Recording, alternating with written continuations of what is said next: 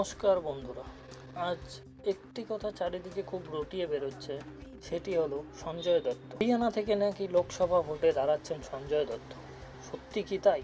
আসুন তা জেনে নিন। সঞ্জয় দত্তের বাবা সুনীল দত্ত ছিলেন কংগ্রেস আমলে মনমোহন সিংয়ের মন্ত্রী। বাবা মারা যাওয়ার পর গত জানুয়ারি মাসে পিতার পিণ্ডদান করতে গিয়ে রাম মন্দির নিয়ে ইঙ্গিতপূর্ণ মন্তব্য করেছিল সঞ্জু বাবা। বলেছিলেন, খুব ভালো একটি বিষয়।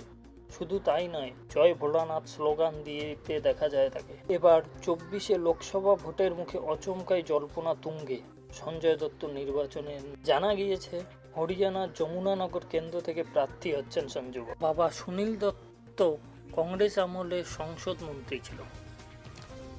তাছাড়াও বোন প্রিয়া দত্ত বাবার পথে রাজনীতির কেরিয়ারকে বেছে নিয়েছেন। তিনিও একজন সংসদ। সেই প্রেক্ষিতে সঞ্জয়ের একটি পলিটিক্যাল ব্যাকগ্রাউন্ড অবশ্য রয়েছেই। এই অভিনেতার নির্বাচন যুদ্ধে নামার জল্পনা দাবানলের গতিতে ছড়িয়ে পড়তে দেরি হয়নি। ঠিকই তাই, সোমবার সেই ধোঁয়াশাই সাফ করল সঞ্জয় দত্ত।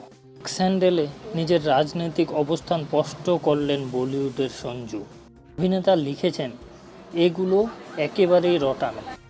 আমি কোনো রাজনৈতিক দলে যোগ দিচ্ছি না। আমি যদি ভবিষ্যতে কোনোদিন রাজনৈতিক ময়দানে নামি, তাহলে নিজে মুখেই সবার প্রথমে সেটা ঘোষণা করে দেব। তাই যে সমস্ত রটানো ঘুরে বেড়াচ্ছে সোশ্যাল মিডিয়ায়, তাতে দয়া করে কান দেবেন না।